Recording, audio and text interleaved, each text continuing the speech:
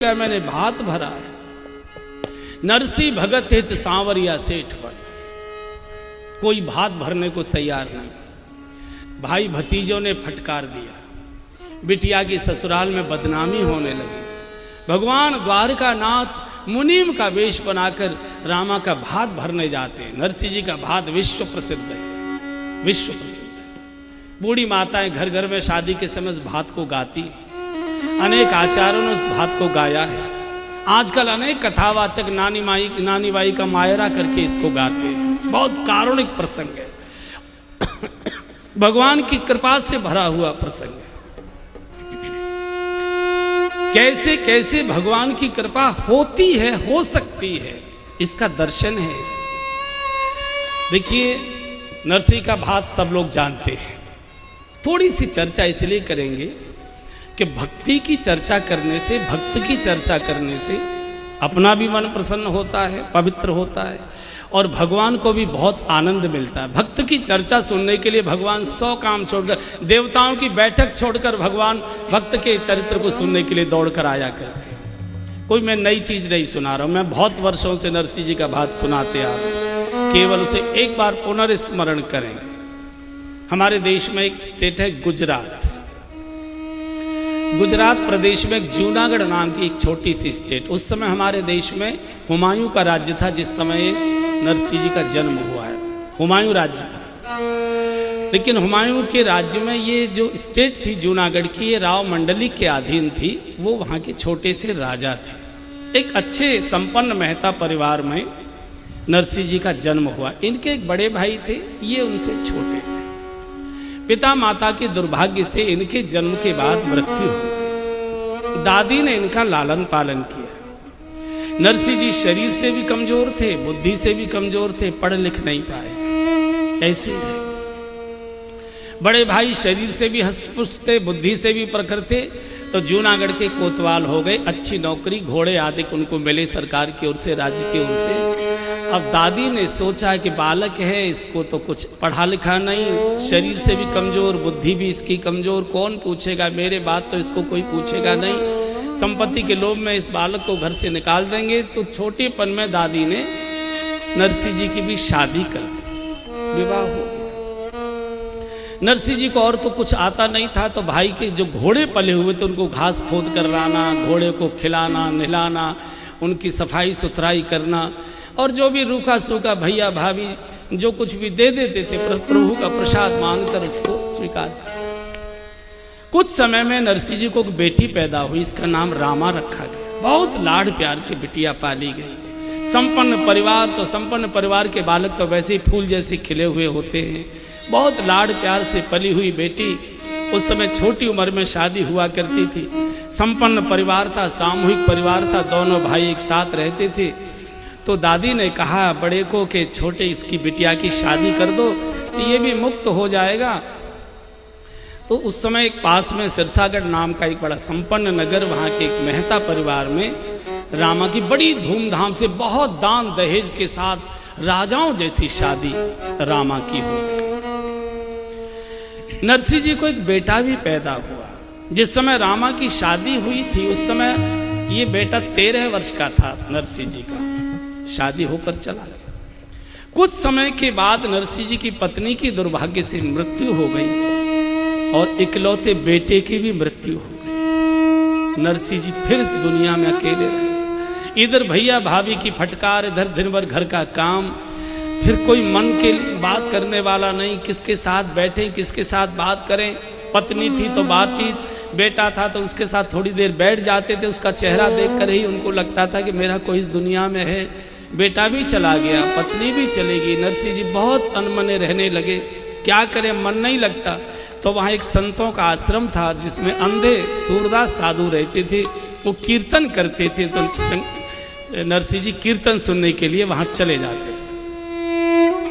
नित्य का नियम हो गया, घोड़ों की सेवा करके चले जाएं, भोजन के समय आ जाएं। भैया भाभी की निगाह थोड़ी संपत्ति पर बिगड़ गई। सोचा कि इसको पूरा बांट देना पड़ेगा, आधा आधा बांट होगा तो, और इसको ये तो सब साधु बाबाओं में बांट देगा, तो इसको क्या करें। तो षड्यंत्र किया, इसको धक्के मार के किसी न किसी बहाने घर से बेदखल करो, निकालो। ये दोनों भैया भाभी तय करके बैठे थे। संकीर्तन से लौटकर जब नरसिंह जी आए तो कहा भाभी जी बहुत जोर की प्यास लगी है, एक गिलास जल मिल जाए। भैया भाभी तो क्रोध में प्रतीक्षा कर ही रहे थे, एकदम टूट पड़ा। जब भूख लगती है हमारी छाती पर आकर चढ़ता है, काम का समय होता है, बाबाओं के यहाँ जाकर गप्पे मारता है, निकल यहाँ से। और 2-3 ठोकरें मारी, हवेली से बाहर निकाल दे, बोलो खबरदार कभी हवेली की ओर मुंह किया। और बंधु और बहनों, जब जगत ठोकर मारता है तो फिर जगत पिता ही याद आया करता है भक्त। जब संसार ठुकराता है तो राधा रानी के गोद और चरण याद आते हैं। दरबार में राधा रानी के दुख दर्द मिटाए जाते हैं, दुनिया के सताए लोग जहां गोदी में बिठाए जाते हैं। विभीषण को भी जब भरी सभा में रावण ने लात मारी थी तो विभीषण को भी भगवान के श्री चरण दिखाई देने लगे थे। राम सत्य संकल्प प्रभु सभा काल वर्ष तोर रावण, मैं रघुवीर शरण अब जाऊं देऊं जनिको। घटना क्या होती है बहुत महत्व की बात नहीं है, घटना मनुष्य को कहाँ लेकर गई है ये महत्व की बात है। वही अगर विभीषण विद्रोह पर खड़े हो गए होते तो रावण मार देता। चुपचाप सिर झुकाकर रावण के दरबार से निकल गए, भगवान के श्री चरणों में चले गए, प्रभु प्राप्ति हुई और राज्य की भी प्राप्ति हुई। यही नरसिंह जी सारी गली में शोर करते, सारे मोहल्ले रिश्तेदारों को बुलाते, देखिए मुझे ये संपत्ति के बेदखल के चक्कर में मार मार के निकाल रहे हैं, आप मेरे साथ न्याय कराइए। हो सकता है कि भाई के साथ द्रोह होता, परिवार की नाक कटती, अशांति का जीवन जीना पड़ता, संपत्ति मिलती कि नहीं मिलती ये भी कोई भरोसा नहीं। चुपचाप 2 ठोकर खाई और सीधा भगवान की ओर चल दिए। अब इस संसार की ओर नहीं, अब ईश्वर के ही पास जाए। शास्त्र में शंकर जी को ईश्वर कहा गया है। जूनागढ़ के बाहर एक पुराना सा टूटा शिवालय था, वहां जाकर नरसिंह जी पड़ गए। आप भी नंग धड़ंग, मैं भी नंग धड़ंग, आपके भी पास कुछ नहीं, मेरे भी पास कुछ नहीं, हमारी आपकी दोनों की बहुत अच्छी जोड़ी बनेगी। मैं तो आपकी शरण में आ गया। भूखे प्यासे नरसिंह जी, एक दिन बीता, दूसरा दिन बीता, तीसरा दिन बीता, शिव के द्वार पर पड़े पड़े भूखे प्यासे। पार्वती जी ने भगवान शिव को कहा, भगवान एक गांव के गरीब के द्वार पर भी कोई अपरिचित व्यक्ति आकर बैठ जाता है, वो गांव का गरीब भी उसकी कुशलक्षेम पूछता है, भैया कहाँ से आए हो, जल पियोगे, भोजन करोगे, रात को ठहरोगे। इस भारत की परंपरा है कि कोई अपरिचित अतिथि के रूप में आता है तो वो परिवार अपनी जैसी भी उसकी स्थिति हैसियत है उसके अनुसार उसकी चिंता सेवा करता है। आप जगत के पिता बनते हो प्रभु, हैं? आप सर्व समर्थ हो। एक बूढ़ा व्यक्ति आपके द्वार पर 3 दिन से भूखा प्यासा पड़ा रो रहा है और आपका हृदय द्रवित नहीं हुआ और आप कहते मैं करुणा का अवतार हूं, कर्पूर गौरम करुणावतारम। ये कैसी करुणा है? हमारे द्वार पर 3 दिन से एक बूढ़ा व्यक्ति पड़ा रो रहा है भूखा प्यासा और आपने उसकी खबर सुध नहीं ली है। एक बार पूछो तो सही क्या चाहता है, कम से कम कुछ तो उसकी व्यवस्था करो। जब पार्वती जी ने शंकर जी को कहा तो शंकर जी तो चाहते थे, क्योंकि पार्वती जी भक्ति की प्रतीक है, जब भक्ति कृपा करती है तब भगवान की कृपा हुआ करती है। शिव प्रकट हो गए, शिव प्रकट हो गए। नरसिंह जी खड़े हो जाइए। खड़े होने के तो सामर्थ्य नहीं, प्रभु आप सहारा दोगे तब बैठ सकता हूं चरणों में, खड़ा तो मैं हो ही नहीं पाऊंगा। इस जगत ने मुझे खड़ा होने लायक छोड़ा ही नहीं। पार्वती जी ने, शंकर जी ने, दोनों ने बहुत प्यार से नरसिंह जी के सिर पर हाथ रखा। बोलो हमसे क्या चाहते हो? हमारे जैसा होता तो कहता 3 दिन से भूखा हूं, कहीं रोटी मिल जाए, 1 कप चाय मिल जाए, कहीं रहने का ठिकाना मिल जाए, हम लोग यही मांगते। नरसिंह जी ने कहा कि अगर आप दे सकते हैं तो आपकी जो सबसे प्रिय वस्तु है वो मुझे दे दीजिए। फंस गया भगवान। भगवान शिव के सबसे प्रिय थे उस समय भगवान श्री कृष्ण, चूंकि नित्य रास दर्शन करने आते थे। अब तो बड़ी कठिन, इनको लाना पड़ा। वृंदावन लाए हैं नरसिंह जी को भगवान शिव, निधिवन कई रास का दर्शन करने के लिए। वहां किसी पुरुष का प्रवेश नहीं है, तो गोपेश्वर महादेव की जगह पर भगवान शिव भी गोपी वेश बनाते, नरसिंह जी को भी सखी वेश में रास में प्रवेश कराया है। तो रास में इनको सेवा दी गई मशाल की। शंकर जी ने कहा कि ये मशाल हाथ में लेकर तुम भगवान का भी दर्शन करते रहना, रास का भी दर्शन करते रहना, मशाल जलाते रहना। और जब रास प्रारंभ हुआ, नरसिंह जी तो रास के दर्शन में प्रभु के रूप सौंदर्य में इतना डूब गए कि कि मशाल जलते जलते खत्म होने लगी, इनका हाथ जलने लगा और ये खड़े खड़े पागलों की तरह रास में डूबे हुए। राधा रानी ने कहा, प्रभु ये कौन खड़ा है जिसका हाथ जला जा रहा है, गंध आ रही है जलने की, देखिए ना कौन है भाव में। तब शंकर जी के साथ प्रभु गए हैं।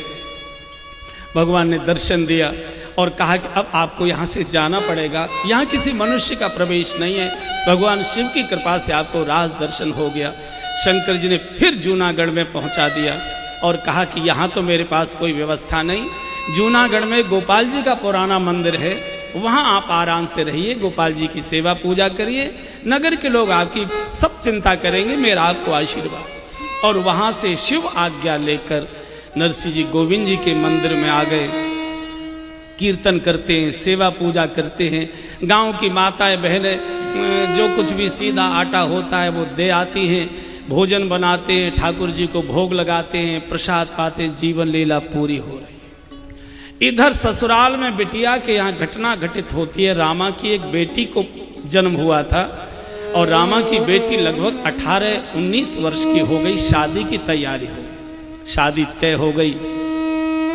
10-15 दिन के बाद बारात आनी थी, तो रामा के ससुर मेहता जी ने अपने बेटे को कहा कि बेटा ये हमको मालूम है कि तुम्हारा बाप आजकल भिखारी है, किसी मंदिर में रहता है, भीख मांग कर खाता है, उसके पास अपना कुछ भी तो नहीं है, तो इसलिए भात की पत्रिका भेजें कि न भेजें हम असमंजस में हैं, भेजें तो कुछ आने वाला नहीं है और न भेजें तो वो उल्हाना देगा कि आपने मेरे पास पत्र क्यों नहीं भेजा, मेरी इकलौती बिटिया, मैं पत्र पुष्प अपनी हैसियत के अनुसार कुछ तो लेकर आता, कम से कम उस मंगल उत्सव से आपने मुझे वंचित क्यों कर दिया, मैं उसमें सम्मिलित होता, अपनी बिटिया को आशीर्वाद देता, और कुछ मेरे पास नहीं था, मैं अपनी बेटी को हृदय से लगाकर एक बार उसका मुख देख लेता। 22 वर्ष हो गई मैंने अपनी बेटी का मुंह नहीं देखा है, तो शायद तुम्हारा ससुर उल्हाना न दे, इसलिए हम पत्र भेजना चाहते हैं। बेटे ने कहा बाबूजी क्या करोगे, भूखा प्यासा नाई यहाँ से जाएगा और जब वहाँ उसको देख कर आएगा तो सारे गांव में हमारी बदनामी कराएगा, इतने बड़े कुंवर साहब भिखारी के घर में ब्याहे हैं, हमारे घर में किस बात की कमी है, जो भी नातेदार रिश्तेदार गांव के लोगों को जो कुछ भी भात में देना लेना है हमारे पास सब कुछ सामर्थ्य है, पूरी व्यवस्था हम करेंगे। पिता ने कहा नहीं बेटा, चिट्ठी तो जाएगी, उसे नाक बचानी है तो आएगा, नहीं आएगा तो नहीं आएगा, कम से कम उल्हाना नहीं देगा। मैं ये नहीं चाहूँगा कि मेरे दरवाजे पर आकर कोई भिखारी हमको फटकार लगाए, उल्हाना दे के आपने हमको पत्र क्यों नहीं भेजा, हमने इतनी सारी व्यवस्थाएं की। दूसरे का मुंह बंद करने के लिए हमारी संपत्ति काम आ रही है। देखो ना रामा के ससुर की स्थिति देखो, हमारे सामने बोल न सके और इतना भारी भरकम पत्र हम भेजेंगे वो पूरा पढ़ भी नहीं पाएगा, हो सकता है बीच में ही प्राण छोड़। पुरोहित बुलाया गया, पुरोहित जी को आंगन में बैठाया, कहिए सेठ जी कैसे याद किया, बोले एक भात की पत्रिका लिखी, बताइए क्या क्या लिखना है, बोलते जाइए। तो ससुर ने सोचा कि आना जाना तो कुछ है नहीं, लिखने में काहे की कंजूसी करना। ऐसा भात लिखाया जा रहा है जैसे कोई कुबेर के भंडार की सूची बनाई जा रही है। इतने सोने के सेट, इतने चांदी के सेट, इतने चांदी के पंच बर्तन, इतनी मेवा, इतना मिष्ठान, इतने खिलौने, इतने जरी से जड़े हुए रेशम के वस्त्र, सारे गांव के बैलों की झूल, इतना ये इतना ये इतना ये, ऐसा लग रहा था जैसे कुबेर का भंडार शायद खाली कराया जा रहा हो, उसकी सूची बनाई जा रही है। देखो कल भी मैंने निवेदन किया था, पद और मद ये दोनों सगे भाई हैं। पैसे का मद और पद का मद ये बहुत विचित्र होता है। जिसको धन का मद होता है वो अंधा हो जाता है, उसको कोई गरीब भूखा नंगा दिखाई नहीं देता, और जिसको पद का मद हो जाता है वो बहरा हो जाता है, किसी दर्दी की उसको पुकार सुनाई नहीं पड़ती, किसी की आवाज़ उसको सुनाई नहीं पड़ती। और कल भी मैंने बोला था, एक माँ के गर्भ से पैदा हुए, पद को मद में बदलना हो कुछ करने की आवश्यकता नहीं, पाके पेट पर अहंकार की छोटी सी घुंडी लगा दो, पद ही मद हो जाया करता।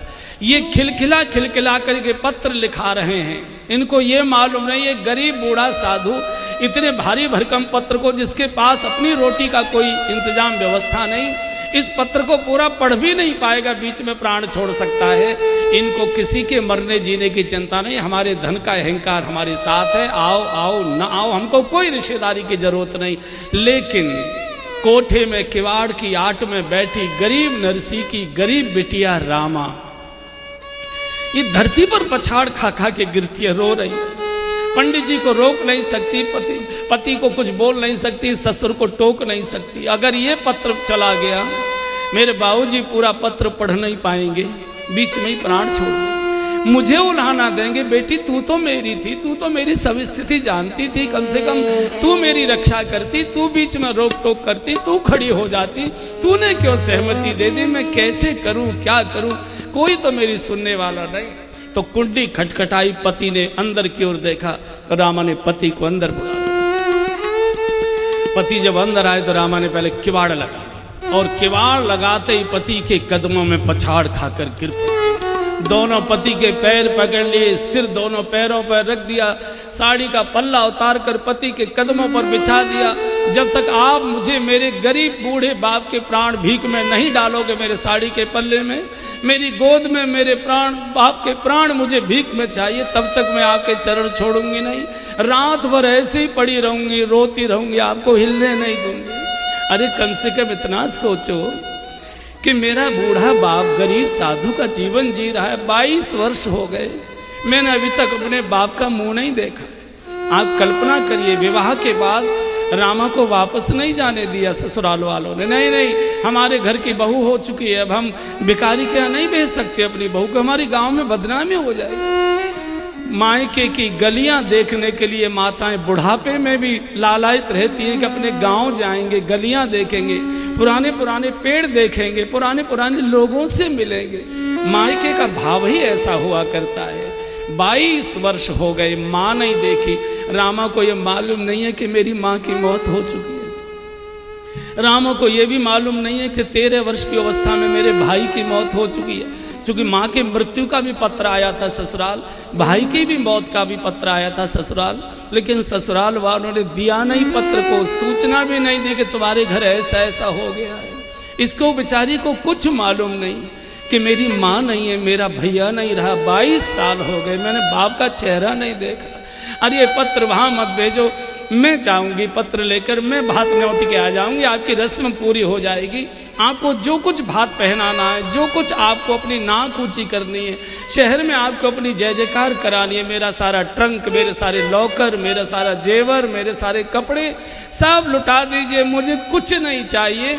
मैं तुम्हारे घर में बर्तन मलकर, नौकरानी बनकर, मेहरी बनकर जीवन काट दूंगी, लेकिन ये पत्र मत भेजो, मेरा बाप पढ़ नहीं पाएगा, प्राण छोड़ देगा। कम से कम मेरे मायके के दीपक को बचा रहने दो, जिसके आधार पर मैं कभी कभी मायके में जाने की इच्छा कर सकूं। बिना बाप के मायके में कौन बुलाता है हमको? माँ होती है तो बुला लेती है, बाप होता है तो बुलाता है, भैया भाभी का तो कोई भरोसा नहीं, बुलाए कि न बुलाए, मेरा बाप कम से कम जिंदा। बेटी बाप के लिए बहुत रोया करती है। ससुराल में बैठी बेटी हमेशा पिता की चिंता करती है, मेरे पिता स्वस्थ रहे, मेरे पिता प्रसन्न रहे। उसका कारण मायका बाप के कारण होता है। शब्द तो मायका है, लेकिन मायका माँ के कारण नहीं माना जाता, मायका बाप के कारण से माना जाता। जब तक बेटी का पिता जिंदा रहता है, तब तक बेटी सीना तान कर अधिकार पूर्वक मायके में आ सकती है, जा सकती है, कोई रोक टोक करने का साहस नहीं करता।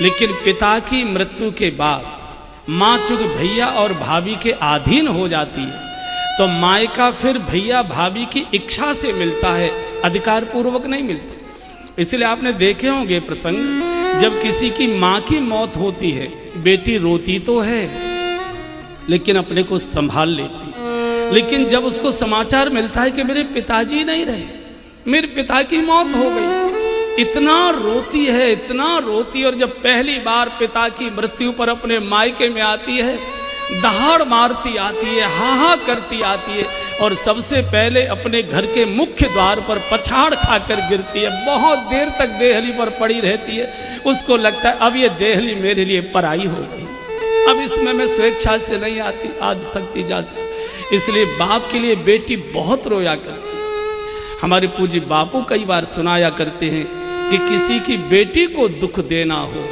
कुछ करने की आवश्यकता नहीं, उसके पिता को गालियां दे दो, बिटिया के पिता को अपशब्द कह दो, उसको अपमानित कर दो, बहू सब कुछ सहेगी, लेकिन मेरे बाबूजी को कोई कुछ बोले बहू सहन नहीं कर पाती, बिटिया सहन नहीं कर पाती। सास के पास जाएगी, पैर पकड़ेगी, रोएगी, माफ़ी मांगेगी, माता जी मुझे डांट लो, मुझे फटकार लो, मुझे भूखी प्यासी रख लो, मत बहू का दर्जा मुझे दो, मुझे नौकरानी जैसा मान लो, लेकिन मेरी सौगंध आपको लगे मेरे बाबूजी को कुछ बोलना नहीं, आपको पाप लग जाए। मुझे मालूम है कि मेरे गरीब बाप ने कैसे कैसे कर्जा करके मेरे हाथ पीले किए।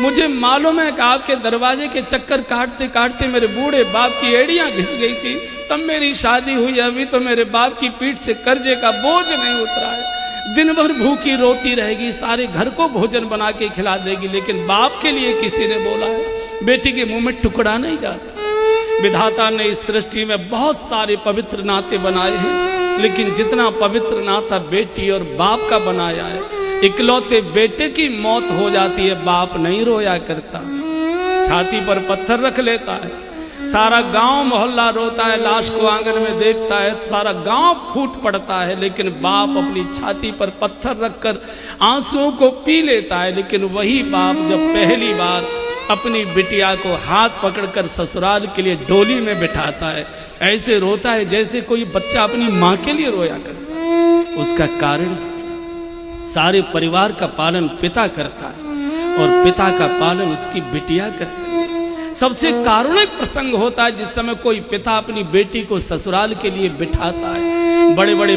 पद वाले, बड़े बड़े पैसे वाले, बड़े बड़े गंभीर स्वभाव वाले, जो कभी खुलकर हंसते भी नहीं है, बड़े बड़े पदों पर जो बैठे हुए, वो भी जिस समय अपनी बेटी को पहली बार ससुराल के लिए डोली में बिठाते ऐसे हिलकी भर भर कर रोते। सुप्रीम कोर्ट का जज होगा, मिलिट्री का बड़ा अफसर होगा, जिसके चेहरे पर कभी मुस्कान भी नहीं आती है, वो भी जब बेटी को अपनी डोली में बिठाता है फूट पड़ता है। जब बेटी छाती से लगकर बाप से रोती है, उसी बिटिया की साड़ी के पल्ले में मुंह छुपाकर वो बाप कैसे रोता है। और जिस समय बाप रोता है, घर की एक एक ईंट रोने लगती है, पक्षी रोने लगते हैं, वृक्ष के पत्ते रोने लगते हैं। आज हमारी लाडली जा रही है, आज हमारी बिटिया जा रही है, आज हमारे घर की रोशनी जा रही है, आज हमारे घर का खिलौना जा रहा है। और जो बाराती खड़े होते हैं वहाँ दुल्हन को विदा करने के लिए, उनके भी रूमाल बाहर निकल आते। जब पराई बेटी को रोते हुए देखते हैं बाप से मिलकर, उनको लगता है आज इस बाप को रुला कर जा रही है, कल मेरी बेटी मुझे रोता छोड़कर चली जाए, मेरा आंगन सूना हो जाएगा। हर एक के रूमाल हाथ में आते, सिसकियां भरते हैं, रोते हैं बेटी और बाप। आज नरसी जी के लिए इतना रो रही है रामा, इतना रो रही है, मैं पैर ना के चरण छोड़ूंगी। एक बार अपने मुख से कह दो कि बस मैंने तेरे पिताजी के प्राण भीख में दे दिए रामा, इतना बोल दीजिए बस मैं आपके चरण छोड़ दूंगी। कम से कम मेरे मायके के दीपक को मत बुझाइए, इतनी कृपा कर दो, मैं चली जाऊंगी, मैं जाकर भात नौत कराऊंगा, आप किसी को मत भेजो, गांव में किसी को पता नहीं लगेगा, मैं जाऊंगी। यहां से पत्र चला, नाई पत्र लेकर चला तो रामा ने अंदर बुलाया कमरे में, कहा चौधरी साहब मेरे मायके में जा रहे हैं, मेरे बूढ़े गरीब पिता आपको मिलेंगे, पत्र तो उनको देना, लेकिन पत्र देकर ये कहना कि पत्र तो केवल रस्म के लिए भेजा गया है, आपको कोई सामान लाने की चिंता नहीं करनी, हो सके तो एक बार आप बिटिया के चौक पर आकर खड़े हो जाइए। बेटी ने बहुत लालसा से कहा है कि एक बार मैं छाती से पिता की लगकर रोना चाहती हूँ, इन आंखों से मैं अपने बूढ़े बाप को देखना चाहती हूँ, मेरे बाबूजी कैसे लगते होंगे, 22 साल से मैंने अपने बाप को देखा नहीं, बस आपको बेटी ने याद किया, एक बार उसको आशीर्वाद देने के लिए उसके चौक पर खड़े हो जाइए, बस बिटिया की इतनी इच्छा है, मेरी ओर से मेरे बाबूजी को कहना। यहाँ से नाई चला है, पुरानी हवेली पहचानता था, पहुँच गया, भैया बाहर बैठे हुए थे मूढ़े पर, कहा मैं सिरसागढ़ से आया हूँ, रामा की बेटी की शादी है, भात का पत्र लेकर आया हूँ, सेठ जी ने भेजा है, हमको नरसी सेठ से मिलवाइए। भैया ने भटकार दिया, यहाँ कोई नरसी वर्सी नहीं रहता, निकल यहाँ से। गली में आगे कोई बताने को तैयार नहीं, नाई कभी इधर जाता है, कभी इधर जाता है, कभी भगवान द्वारकानाथ एक बूढ़े ब्राह्मण का वेश बनाकर गली में आगे, भैया लगता है किसी पराए गांव से आए हो, इस गांव के नहीं हो, अनजान दिखाई देते हो, किनसे मिलना चाहते हो? अरे वो पंडित जी यहाँ कोई नरसी सेठ रहते हैं, मैं उनकी बिटिया की भात की पत्रिका लेकर आया। कोई उनका अता पता बताने को तैयार नहीं। बोले आओ मेरे साथ आओ। भगवान स्वयं पंडित जी का मार्गदर्शन करने के लिए चले। दूर से दिखा दिया वो जो गोपाल जी का मंदिर है ना, वो जो बूढ़े सज्जन कीर्तन कर रहे हैं वही नरसी सेठ। तो नाई ने कहा, मैं नरसी फकीर से मिलने नहीं आया पंडित जी, मैं नरसी सेठ जी से मिलने आया हूँ। मैं उनके बिटिया की जब शादी हुई थी तो मैं ही नाई का काम करने के लिए आया था, मैंने उनको देखा है वो कितने बड़े सेठ हैं। भगवान के भी नेत्र डबडबा गए। बोले चौधरी साहब वो पहले सेठ थे, आजकल फकीर हो गए, जाओ वही तुम्हारे सेठ जी। भगवान तो अंतर ध्यान हो गए। इधर नाई पहुंचा मंदिर में, नरसिंह जी को प्रणाम किया, पत्रिका हाथ में दी है, मैं सिरसागढ़ से आया हूँ, रामा की बेटी की शादी है, सेठ जी ने आपको भात की पत्रिका भेजी। पत्रिका तो मंदिर में रख दी। नरसिंह जी को चिंता हो गई, भूखा प्यासा नाई, इसको भोजन क्या करें। संयोग से आज एकादशी थी, नरसिंह जी तो व्रत थे। तो नरसिंह जी ने कहा चौधरी साहब एकादशी का व्रत तो आप भी रखते होगे। अब नाई न हाँ करे न हूँ करे, सोचे हाँ भी कर दो तो कौन सी कुटू की पूड़ी तुम खिला दोगे। कुछ बोले नहीं, बोले ऐसा करो आप स्नान आदि करो और भजन वगैरह जो कुछ करना है करो, मैं अभी आपको फलाहार की व्यवस्था कर। फलाहार कहाँ से लाते, बचपन का एक किसान मित्र था, उसके खेत में से बथुआ तोड़ कर लाए और उसी किसान मित्र की पत्नी को जाकर कहा कि जरा ये बथुआ सिद्ध कर दो देवी, बथुआ उबाल दो, मेरे द्वार पर एक मेहमान आया है भूखा बैठा। वहाँ से बिना नमक का बथुआ लेकर आए हैं, ठाकुर जी को भोग लगाया, तुलसा दल अर्पित किया। इधर क्रिया कर रहे थे, उससे पहले भगवान ने लीला की। भगवान द्वारकानाथ का सिंहासन डगमगाने लगा। मेरे भक्त के द्वार पर नाई भूखा बैठा है, ये तो भक्त वत्सलता कलंकित हो जाएगी। रुक्मिणी जी जल्दी से 56 भोग का थाल करो, तैयार करो, देर न हो जाए।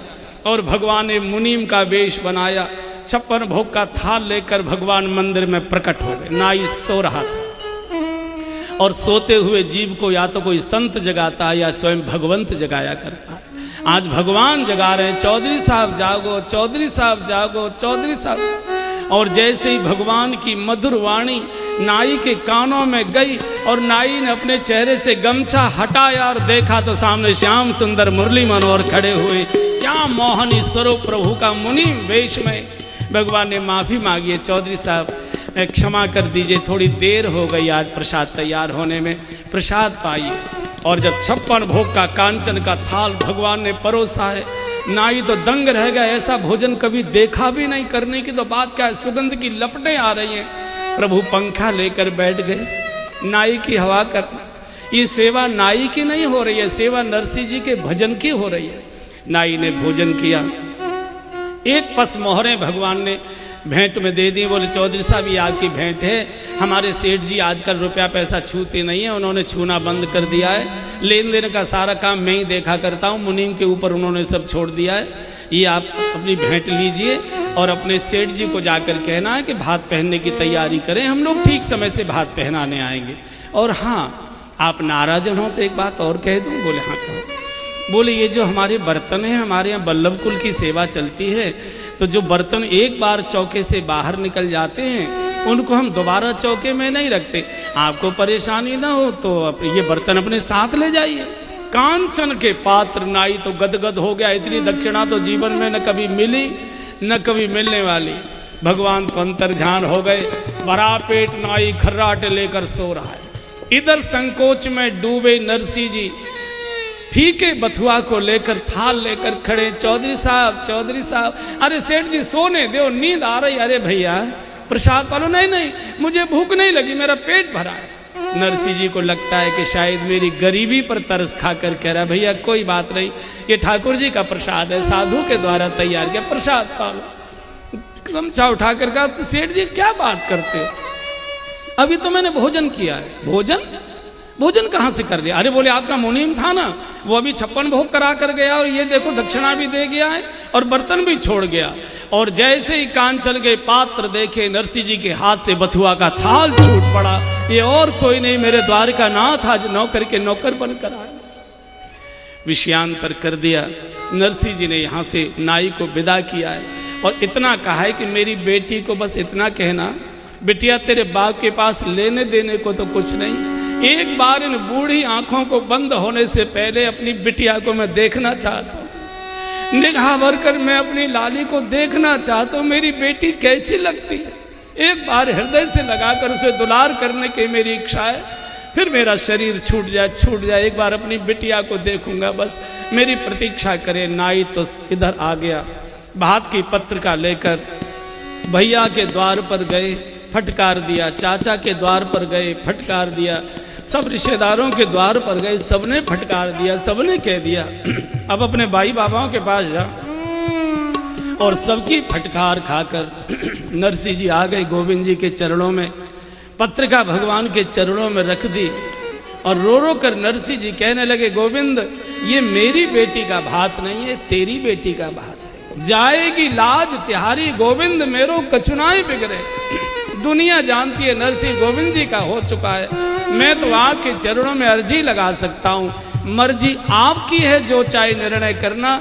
नरसिंह जी रो रो कर पुकारते, अर्जी हमारी मर्जी तुम्हारी, अर्जी हमारी और हम कर क्या सकते हैं। मर्जी तुम्हारी हे नंद नंदन बांके बिहारी, अर्जी हमारी मर्जी तुम्हारी हे नंद नंदन बांके बिहारी, अर्जी हमारी।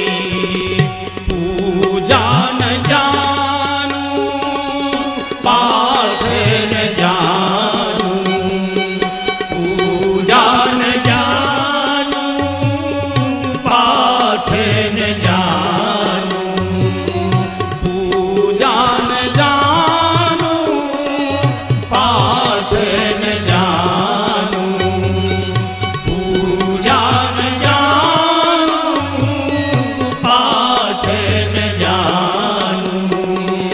हे श्याम सुंदर मदन मुरारी, हे नंद नंदन बांके बिहारी, अर्जी हमारी मर्जी तुम्हारी हे नंद नंदन बांके बिहारी, अर्जी हमारी। पूरी रात रोते रोते बीत गई। आज बेटी व्रत किए बैठी भूखी प्यासी प्रतीक्षा करेगी, कोई तो साथ चलने को तैयार नहीं। तो सूरदास आश्रम में नरसिंह जी गए, बोले बाबा मेरी बेटी को आशीर्वाद देने चलो। चलो भैया, अब लेकर कैसे जाएं? 16 बूढ़े अंधे साधु साथ, अब लेकर काहे में जाएं? उसी किसान मित्र के घर गए, भैया अपनी गाड़ी बैल दे दो। नरसिंह जी सब आपके, ले लो। बूढ़े से बैल, टूटी सी गाड़ी, बिल्कुल जर्जर गाड़ी, हड्डियों के ढांचे बैल, अंधे बूढ़े साधु बिठा लिए। नरसिंह जी गाड़ी हाँकने के लिए बैठ गए और गोविंद नाम लेकर गाड़ी को जूनागढ़ से सिरसागढ़ के लिए हाँक दिया। भगवान जब परीक्षा लेता है तो बहुत क्रूर परीक्षा लेता है। और जैसे जूनागढ़ से कुछ किलोमीटर गाड़ी निकली थी, खर्रा सा आया, धड़ाम से बैल भी बैठ गए, गाड़ी बैठ गई। नरसिंह जी ने कहा बाबा संसार की यात्रा में जब जीवन की गाड़ी अटक जाती है तो या तो कोई संत धक्का देते हैं या फिर भगवंत धक्का देते हैं। थोड़े बैल बूढ़े, जरा सा गाड़ी में धक्का दे दो। अब अंधे साधु, इनको मालूम ही धक्का किधर से किधर देना है। 8 आगे से पीछे दे रहे हैं, 8 पीछे से आगे दे रहे हैं। हो तो बहुत हो रही है, लेकिन गाड़ी टस से मस नहीं हो रही, क्योंकि तौल बराबर हो गया। नरसिंह जी ने देखा इतनी ताकत लगाने के बाद भी गाड़ी हिल नहीं रही, तो आगे बढ़कर देखा तो गाड़ी कैसे सरके, गाड़ी का तो धुरा टूटा पड़ा है। और जैसे ही गाड़ी का धुरा टूटा देखा, नरसिंह जी तो धरती पर पछाड़ खाकर गिर पड़े। गोविंद, इस बुढ़ापे में इतनी कठोर परीक्षा मत लो। जगत तो अटका था, अटकी को तो गोविंद तुम ही निकाला करते हो। अगर आज सायंकाल तक बेटी के यहाँ नहीं पहुंचा, बेटी प्राण छोड़ देगी। और इतना रोए नरसिंह, इतना रोए। उतने में भगवान द्वारकानाथ एक बढ़ई का वेश बनाकर बसूला, हथौड़ी, आरी, छैनी लेकर सामने से आ रहे हैं। बाबा कुछ परेशान दिखाई दे तो बोले भैया बात मत करो, मेरे ऊपर जो परेशानी आई है मेरे दुश्मन पर भी कभी जीवन में ना आए। बेटी के यहाँ जाना था, हमारी गाड़ी टूट गई, अंधे बूढ़े साधु मेरे साथ है। बेटा तू काम क्या करता है? बाबा मैं तो बढ़ईगिरी का मिस्त्री हूँ, अपना काम मजदूरी करके आज लौट रहा था घर को। अरे बेटा इतना कृपा कर दे, लगता है कि भगवान आज तेरे रूप में आ गए, हमारी थोड़ी गाड़ी ठीक कर दे। भगवान को क्या करना था? भ्रकुटी विलास सृष्टि लय हुई, प्रभु ने ठुक ठुक करने का नाटक किया। बोले लो बाबा गाड़ी आपकी ठीक हो। हाँ बेटा बहुत अच्छा किया, ऐसा कर जरा मेरे बूढ़े बैल हैं ये खड़े नहीं हो पा रहे, कम जरा थोड़ा सहारा लगा के हमारे बैल खड़े कर दो। और जैसे ही कहा बैल खड़े करो, और भगवान ने बूढ़े बैलों के कान में ऐसी फूंक मारी कि बूढ़े बैल जवान हो गए, पूंछ उठाकर खड़े हो गए, कान खड़े, उड़ान भरने की तैयारी। नरसिंह जी ने कहा बेटा तू तो बड़ा गुणी मालूम पड़ता है, तुझे ये भी काम आता है? बोले बाबा गृहस्थी चलाने के लिए बहुत काम सीखने पड़े। अरे भैया अब तो बड़ी मुश्किल हो गई, हम तो बूढ़े ही बैल नहीं चला पा रहे थे, अभी तूने जवान कर दिए तो कैसे हम हाँकेंगे? अच्छा तू बता तू कहाँ तक जाएगा? बोले जाना तो मुझे इधर ही है, इधर ही मेरा गांव है तो इधर ही जाऊंगा मैं। बोले भैया ऐसा कर, एक बात बता तुझे गाड़ी हाँकनी भी आती है कि नहीं? और जैसे ही नरसिंह जी ने कहा कि तुझे गाड़ी हाँकनी आती है कि नहीं, भगवान को कुरुक्षेत्र का मैदान याद आने लगा। भगवान ने कहा बाबा बहुत वर्ष पहले एक राजा के लड़के का रथ हाँका करता था, बहुत दिन हो गए, चलो अभ्यास बना रहना चाहिए, कब किसकी गाड़ी हाँकनी पड़ जाए, आओ देखता हूँ। और भगवान ने बैलों की डोर हाथ में ले ली, और जिसके जीवन की डोर द्वारकानाथ अपने हाथ में ले ले उसके जीवन की गाड़ी तो उड़ती जाएगी, कौन रोक पाएगा? गाड़ी उड़ी चली जा रही है, सामने गांव दिखाई दिया। भगवान ने कहा बाबा मेरा तो गांव आ रहा है, बात बात में रास्ता इतना कट गया, मैं तो यहाँ उतर जाऊंगा, पर मेरी मजदूरी तो दो। मजदूरी? भैया हम कहाँ से दे दें मजदूरी, हम तो साधु हैं, हम तो आशीर्वाद दे देंगे। अरे बाबा आशीर्वाद से का बच्चा पल जाएंगे? तुम तो कहीं भी मधुकरी कर लोगे, भिक्षाटन कर लोगे, मैं बच्चों को क्या जवाब दूंगा? या तो गाड़ी पैसे दो, नहीं गाड़ी बैल छोड़ो।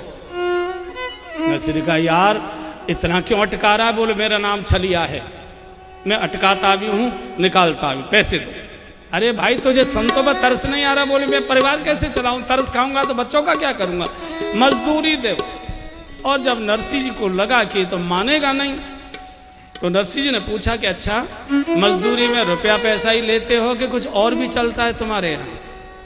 भगवान ने कहा और क्या है तुम्हारे पास देने को?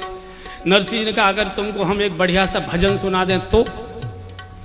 भगवान ने सिर खुजाए, बोले बाबा वैसे तो कहावत है भूखे भजन न होए गोपाला, पर आज भोजन वोजन तो कोई हमको भी नहीं मिलने वाला है। सवेरे पता नहीं किसका मुंह देख के निकले थे, कोई मजदूरी हमको मिली नहीं और तुम भी खाली हाथ मिले, चलो आज भजन से ही काम चलाएंगे, सुनाओ कैसा भजन सुनाते हो। सभी संतों ने अपना अपना वाद्य यंत्र कसा, नरसिंह जी ने एक तारा कसा और मजदूरी में भगवान को भजन सुनाने लगे। दीनन के नाथ दयाल हो भजो राधे गोविंदा, दीनन के नाथ दयाल हो भजो राधे गोविंदा, राधे गोविंदा भजो राधे गोविंदा, राधे गोविंदा भजो राधे गोविंदा, राधे गोविंदा भजो राधे गोविंदा, राधे गोविंदा भजो राधे गोविंदा, मुरली मनोहर घन श्याम हो